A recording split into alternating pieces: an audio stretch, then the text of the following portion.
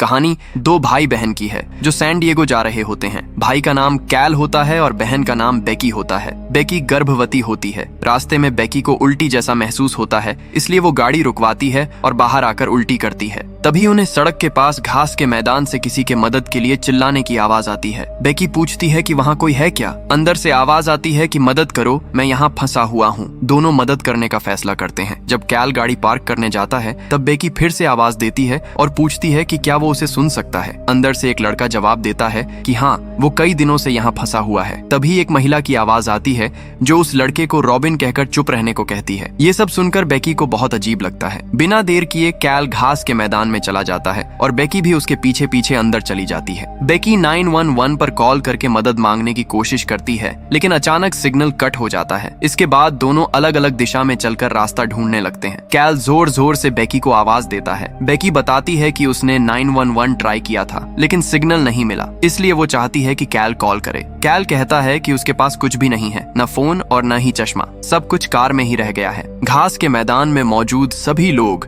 एक दूसरे की आवाज सुन पा रहे होते हैं। दोनों को कुछ अजीब सा महसूस होता है, इसलिए बेकी कहती है कि कैल को वापस कार की तरफ चलना चाहिए, क्योंकि वो लोग इस ग्रास फील्ड में भटक चुके हैं। दोनों आवाज के जरिए एक दूसरे तक पहुंचने की कोशिश करते हैं। बेकी बोलती रहती है, लेकिन कैल को लगता है कि उसकी आवाज एक जगह से नहीं आ रही, बल्कि इधर उधर घूम रही है। बेकी भी वही महसूस करती है और कैल से कहती है कि वो एक जगह रुके और इधर उधर न चले। आखिरकार दोनों ये तय करते हैं कि वो एक साथ कूदेंगे ताकि पता चल सके कि वो कहाँ खड़े हैं। जब वो पहली बार कूदते हैं तो वो एक दूसरे से बहुत ज्यादा दूर नहीं होते, बस थोड़ा चलने पर पास आ सकते थे। लेकिन जब दूसरी बार कूदते हैं तो अचानक दोनों एक दूसरे से बहुत दूर हो जाते हैं। कैल बहुत ज्यादा घबरा जाता है और उसका ध्यान भटकने लगता है। वो बेकी को ढूंढते हुए इधर उधर भटकता है और चलते चलते जमीन पर गिर जाता है। तभी उसकी नजर घास पर लगे खून के धब्बों पर पड़ती है। जब वो पास जाकर देखता है तो वहाँ एक मरा हुआ कुत्ता पड़ा होता है। बेकी पूछती है कि क्या हुआ। कैल कह देता है कि कुछ नहीं हुआ,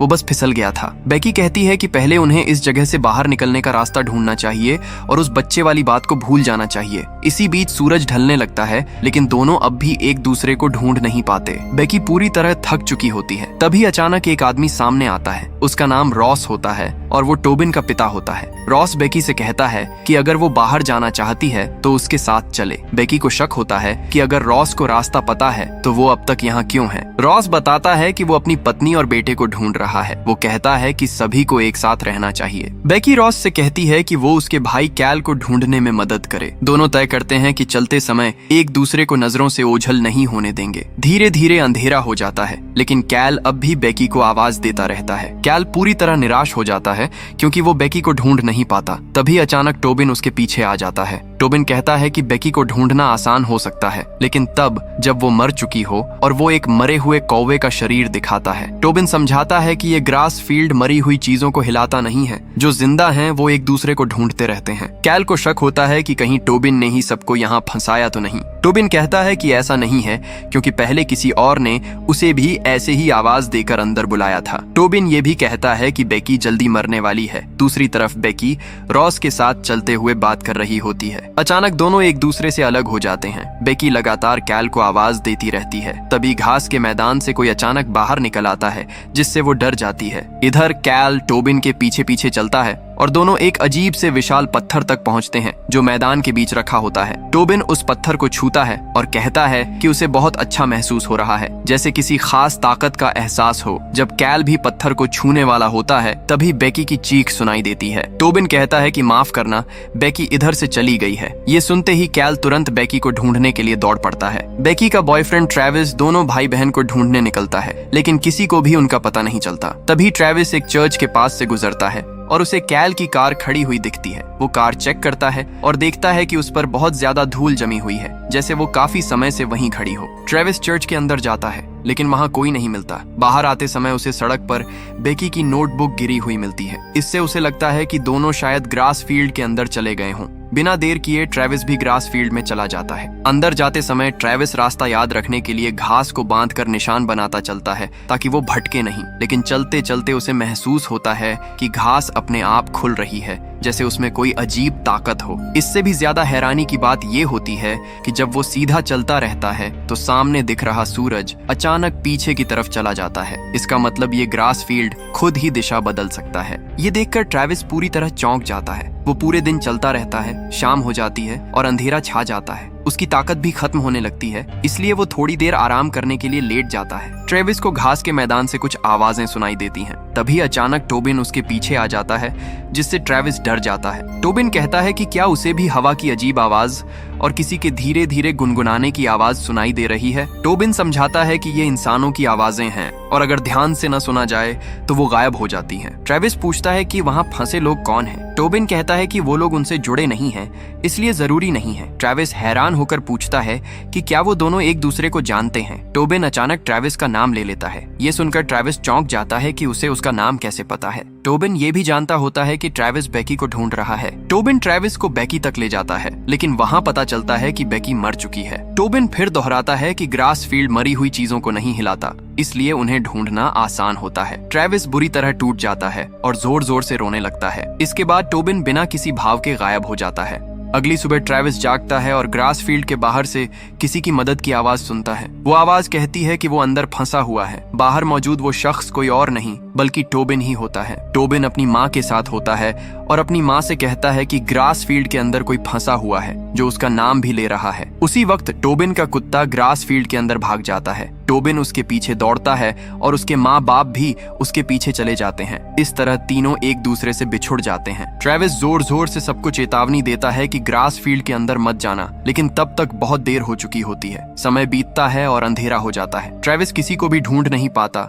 लेकिन उसे फिर से वही रहस्यमयी पत्थर दिखाई देता है जो ग्रास फील्ड के बीच में होता है। अगली सुबह फिर से टोबिन की आवाज सुनाई देती है। वही घटना दोबारा दिखाई जाती है जब बेकी और कैल ने ग्रास फील्ड से एक बच्चे की मदद की आवाज सुनी थी। ये साफ हो जाता है कि ये घटनाएं बार बार लूप में घूम रही हैं। वर्तमान में ट्रेविस को फिर से कैल और बेकी की आवाजें सुनाई देती हैं, जो अब ग्रास फील्ड के अंदर आ चुके होते हैं। ट्रेविस उन्हें पुकारने लगता है। बेकी उसकी आवाज सुन लेती है और सोचने लगती है कि ट्रेविस यहाँ कैसे पहुंच गया। उसी दौरान टोबिन चिल्लाकर बताता है कि उसका कुत्ता मर चुका है। अब तीनों एक दूसरे की आवाजें सुन रहे होते हैं, लेकिन कोई भी किसी को देख नहीं पाता। सब लोग पूरी तरह उलझ जाते हैं कि आखिर हो क्या रहा है, क्योंकि आवाजें हर तरफ से आ रही होती हैं, लेकिन कोई सामने नहीं होता। आखिरकार वो लोग टोबिन की लगातार आती आवाज को फॉलो करते हुए एक दूसरे तक पहुंच ही जाते हैं। बेकी ट्रेविस से पूछती है कि वो यहाँ कैसे पहुंचा। ट्रेविस बताता है कि जब दोनों घर वापस नहीं लौटे तो वो बेकी को ढूंढते हुए यहाँ आ गया। कैल कहता है कि वो लोग तो बस 2 दिन पहले ही निकले थे,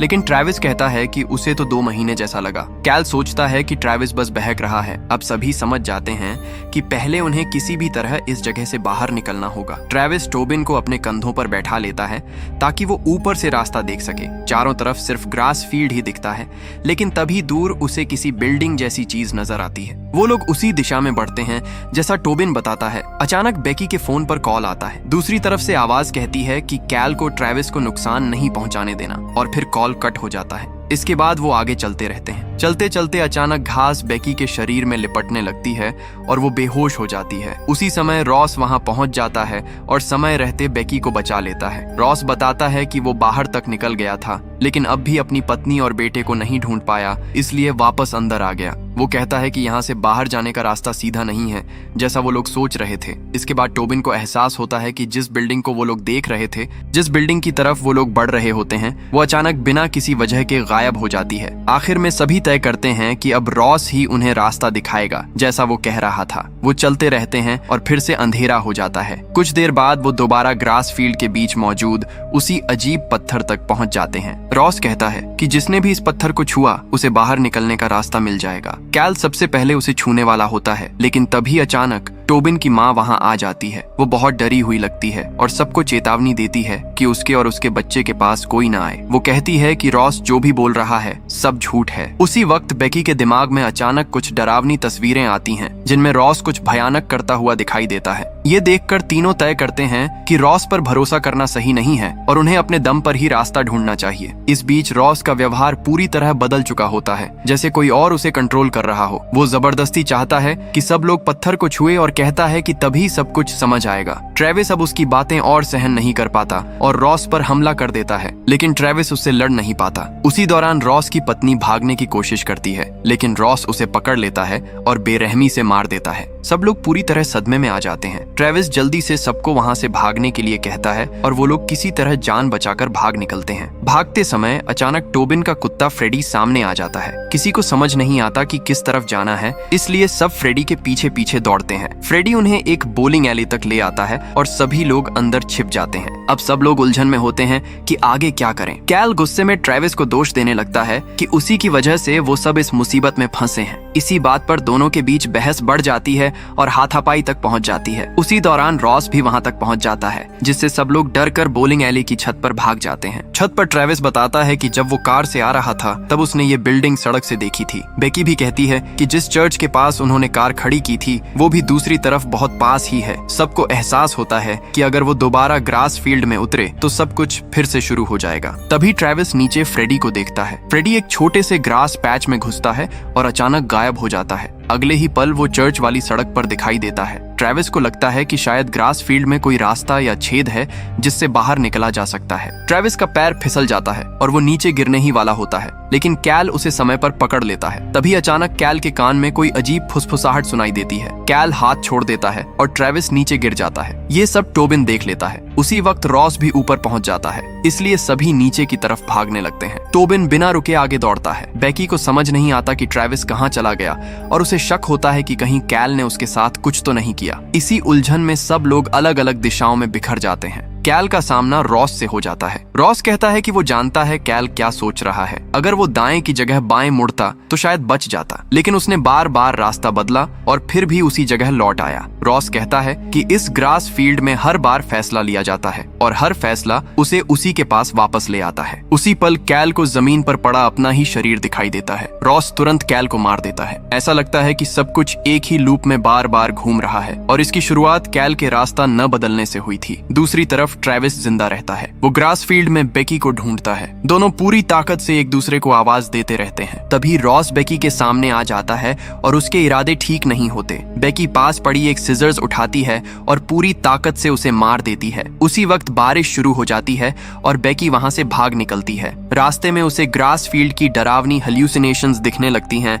और वो फिर से उस रहस्यमयी पत्थर तक पहुंच जाती है। इसके बाद बेकी अपना फोन उठाती है और बेकी के ही दूसरे नंबर पर कॉल करती है। वो कहती है कि कैल को ट्रेविस को नुकसान नहीं पहुंचाने देना और उसे रॉस के साथ अकेला मत छोड़ना, वरना सब कुछ बार बार दोहराया जाएगा। इतना कहकर वो जोर से चिल्लाती है। तभी जमीन धंस जाती है और नीचे इंसानी लाशों से भरा एक डरावना दृश्य दिखाई देता है, जहां हर तरफ चीख पुकार मची होती है। इसके बाद बेकी बेहोश हो जाती है। जब बेकी की आंख खुलती है तो पता चलता है कि वो अपने बच्चे को जन्म दे चुकी है। उसी समय कैल वहां आकर उसकी मदद करता है। इस सीन में कैल उसे कुछ खिलाता है। थोड़ी देर बाद बेकी को एहसास होता है कि वो उसका ही बच्चा है। जो उसे खिला रहा होता है वो कोई और नहीं बल्कि कैल ही होता है। इससे पहले बेकी को कैल की कुछ झलकियां दिखाई देती हैं। इसी दौरान ट्रेविस भी वहां तक पहुंच जाता है। बेकी जमीन पर बेहोश पड़ी होती है। तभी टोबिन सामने आता है और बताता है कि उसने सबको मार दिया है, यहाँ तक कि कैल को भी। वो कहता है कि ये कभी खत्म नहीं होगा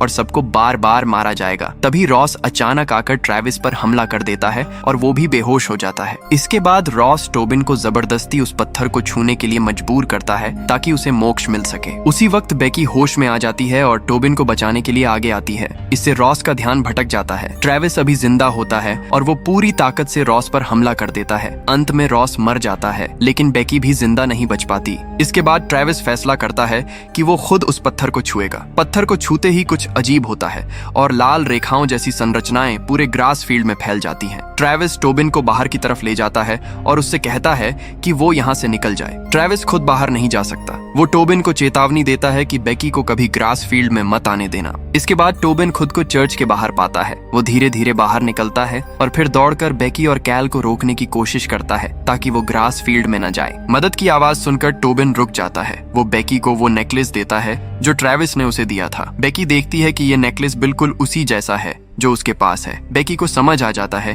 कि कुछ बहुत गड़बड़ है, इसलिए वो लोग ग्रास फील्ड में अंदर नहीं जाते। इसके बाद वो टोबिन को कार में बैठाते हैं और उसे घर ले जाते हैं ताकि उसे पुलिस स्टेशन ले जाया जा सके। इसी के साथ ये रहस्यमयी टाइम लूप बंद हो जाता है। ग्रास फील्ड में सिर्फ ट्रेविस अकेला खड़ा रह जाता है। यहीं पर मूवी अचानक खत्म हो जाती है और सवाल छोड़ जाती है कि आखिर ये सब हुआ क्यों।